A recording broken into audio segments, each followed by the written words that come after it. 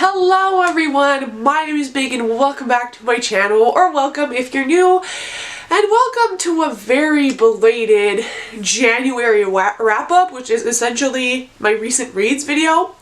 I've been overwhelmed and very inconsistent with my channel, and so I do apologize, but I still think that the books I read in January are worth talking about, so that's kind of what we're doing today. I will leave chapters in the video where you can navigate freely to see my opinions on one book or all of them if you're just kind of here to see what I read this month. So without further ado, let's hop on in. This month we're going to go in order of ratings. I literally just decided this now, and let's dive on in. So we'll go from lowest rated to highest rated for my January reads. The lowest rated has to be Dreamology by Lucy Keating. This was a part of my 20 books for 2021 challenge I set for myself, so we ticked one off the box. Very happy about that. However, I did not end up loving this. I gave this like a 3-star, more of a 2.5, 2.75 if I'm being really honest with you guys. This is a YA novel, and it kind of has a contemporary slash sci-fi fantasy, more sci-fi twist to it, which I wasn't really aware of going in. This follows a main character whose name I'm blanking on. Alice. And essentially ever since she's been a younger child, she has been dreaming about this boy every day, and this boy is named Max, and it's kind of like where she has her own like romance and friendship with him in her dreams, but he's just in her dreams. That is until our main character moves with her father and ends up seeing Max in real life, and she kind of freaks out, obviously, and then tries to like investigate and see what is happening, and this obviously ends up having a sci-fi twist. Max also knows who Alice is, and they've both been dreaming about each other. I'm not going to spoil this if this is something that's of interest to you. However, I think that this was very weird that the content in here was kind of scattered and all over the place and borderline creepy. I think that our main female character was a little bit unhinged, and I'm not saying that in like she had like mental illness problems or anything like that. Obviously I am studying social work. I am all for exploring mental health in book, but this is kind of like a creepy stalker thing I'm talking about. Like, she followed him around and was very persistent and tried to get close to him even though he had a girlfriend, and she was kind of like in his life even though he didn't want her there at first, and she didn't even know at this point that they were dreaming about each other. And there's just so many random plot twists in here, and the sci-fi element, I thought it was just going to be like she was dreaming about him. One day they kind of got to know each other and ended up falling in love in real life. I didn't think he was dreaming about her, and that the whole like reality and dreams would start blending in together. Like, that was so strange, and I don't know. I don't have much to say about this book, but the writing style wasn't my favorite. The character, the main love interest in here, I did appreciate. I liked him enough. However, the main female character, I did not jive with her at all, and I just think this was very random and poorly done. I did not expect this going in, and it was like not a fun surprise. It was a disappointing, like, what am I reading? So I would not recommend this. Feel free to still pick it up if it's something you like. If you're looking for a sci-fi that is more accessible and more like on the contemporary sci-fi range of things, maybe this one is for you. It's just definitely not for me. Then during my 24-hour readathon, which I'll leave in the cards if you haven't seen, I picked up Meet Cute Club by Jack Harbin. This is a LGBTQ romance. We follow a main character who is kind of using books and his book club that he's created as an escape from his reality and his job. Like, his job is good enough, it pays him well, but it's not something he loves, and so he spends the rest of his time reading specifically romance books, and the entire story really revolves around the premise that one day our main character goes into a bookstore that he always goes to buy his romance books for his book club, and there's this new guy who's working there who kind of laughs at him because he's reading romance books, and obviously our other main character doesn't take it well. And it's their story about how this other main character who works at the bookstore ends up going to the book club and they slowly fall in love.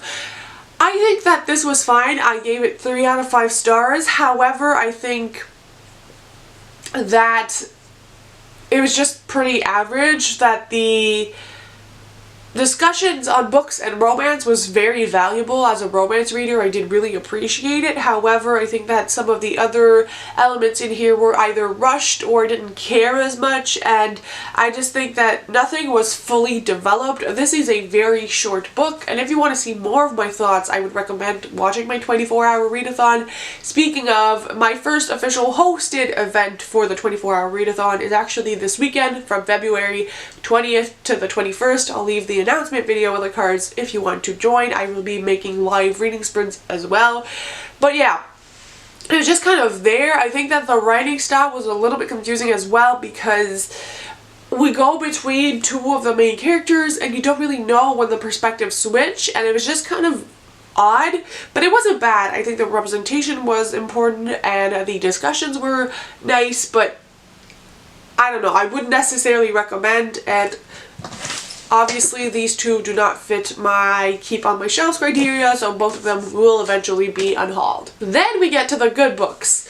So another book I read in January is Penthouse Prince by Kendall Ryan, and this was my first Kendall Ryan and definitely not my last. I think I'm going to love this author, and I also realized that I love single dad romances, which is obviously not something I knew beforehand. I'm sorry if the angle changed. I had to like play around with my camera a little bit. So this is the story of 2 main characters. We follow both their perspectives, and essentially it's kind of like a brother's best friend, second chance, single dad romance. Like it has a lot of different tropes, but all the tropes that I love, where our 2 main characters, when they were younger, they were teenagers, they ended up dating and kind of hiding it from our main female character's brother, because the boy we're following, who is Lexington, was his brother's best friend. However, they had a few years difference, and our main male character actually went off to New York and created this huge business for himself and hasn't come back to the town, and so our main female character kind of feels betrayed. But years later, our main male character has a daughter and then learns that his mom, who was in his hometown, is sick, and so he packs up everything and moves back to be with his mom. He doesn't have a wife.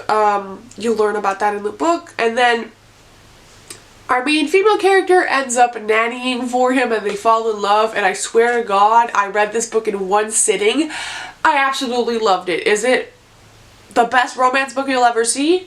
No. Was it straight up up my alley and like I could not get enough of it? Yes, I think that this was super enjoyable. It tackled some harder topics about the fact that when someone gets sick, sometimes you realize and question the life choices you've made and how that can have an impact, and just finding someone again. And I love all those things. I love second chance romances. I think they're great. I love the single dad aspect. I am a trash for them, apparently. Now that's all I want to read, and I just like the way that Kendall Ryan told the story, and I'm so excited to read more of her books. So if you're looking for an indie author to support, I would definitely recommend Kendall Ryan off the one book I've read, but I am planning on reading more of her work very soon. Then we have Pages & Co.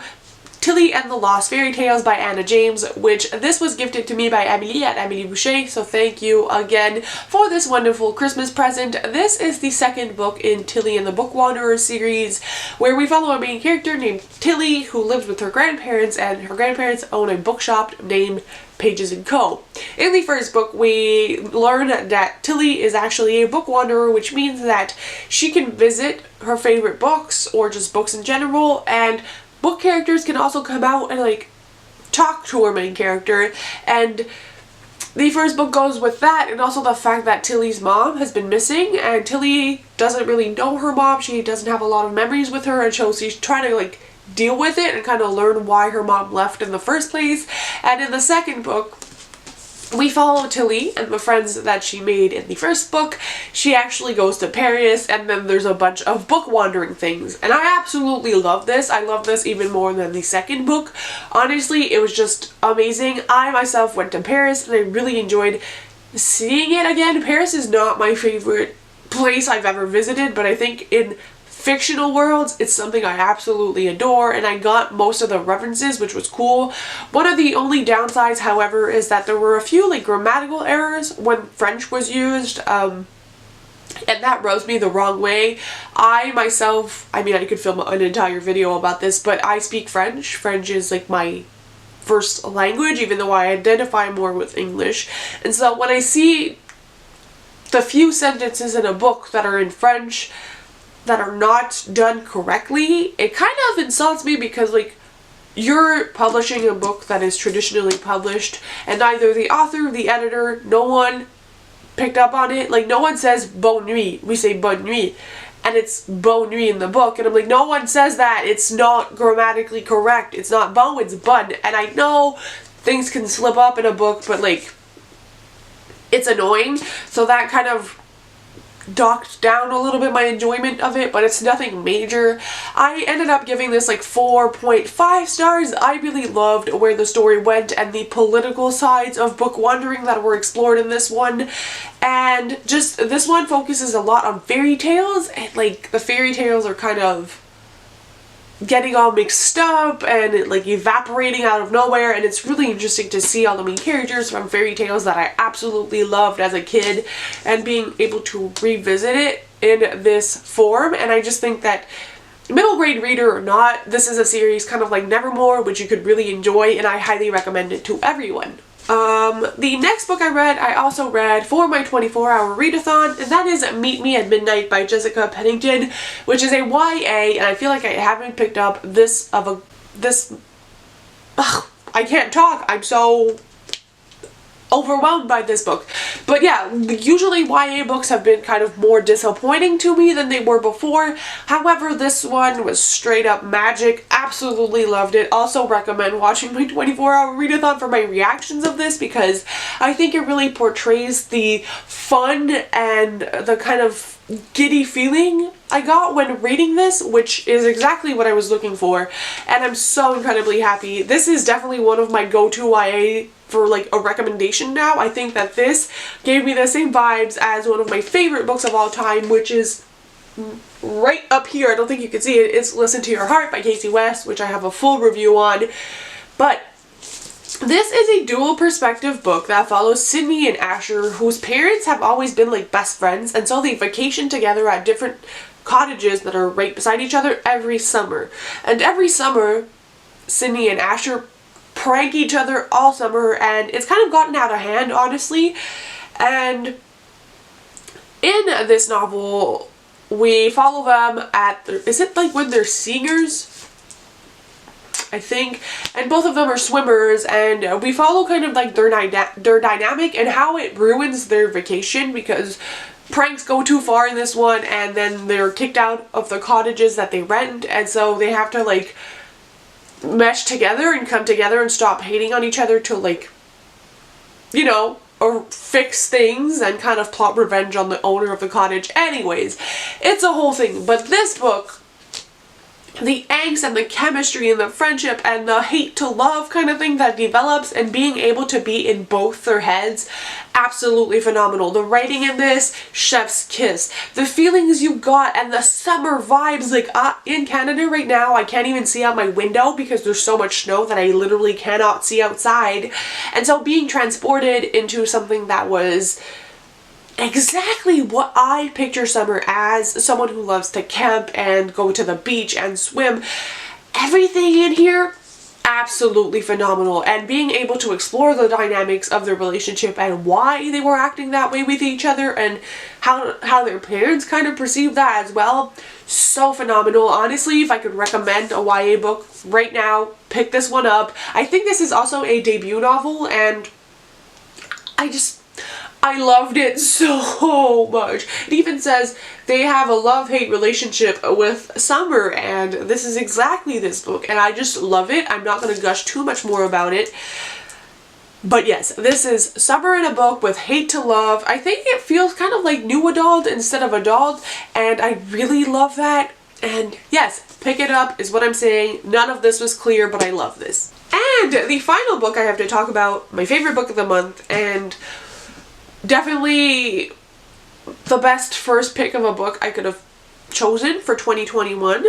Hollowpox, The Hunt for Morgan Crow by Jessica Townsend.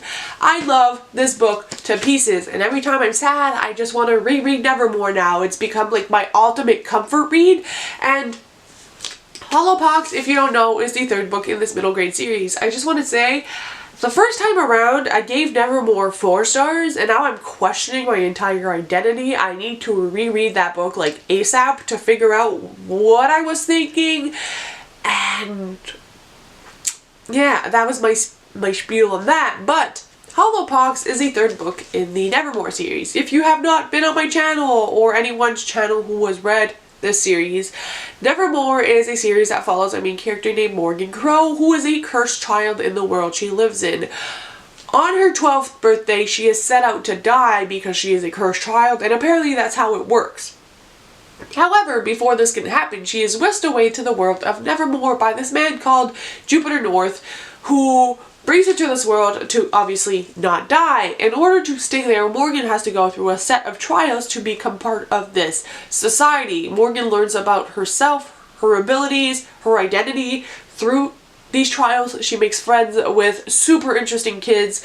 I loved the kind of like academic settings that this had and the magic in the world. There's huge talking cats in here. A lot of different diverse representation is sprinkled in through the series.